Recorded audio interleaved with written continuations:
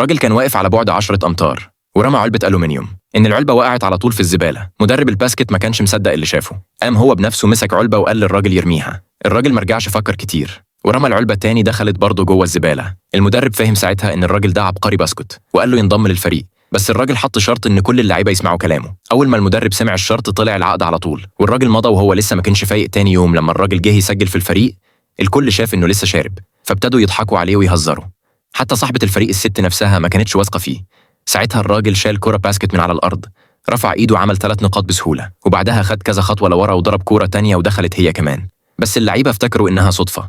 المرة دي الراجل خرج بره الكورت، مسك الكورة ورماها، دخلت الباسكت تاني.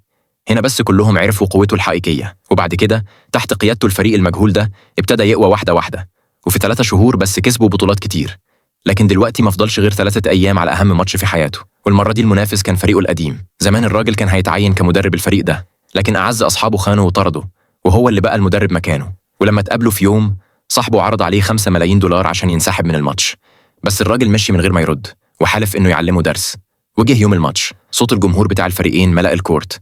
في البداية فريق الراجل كان متقدم طول الوقت، بس في الشوط الثاني الخصم لاعب وسخ. كانوا كل شوية يخبطوا اللعيبة ويضايقوهم. واحد منهم اترمى على الأرض ورجله اتصابت، وبكده الفريق ما كانش عنده أي لعيب احتياطي.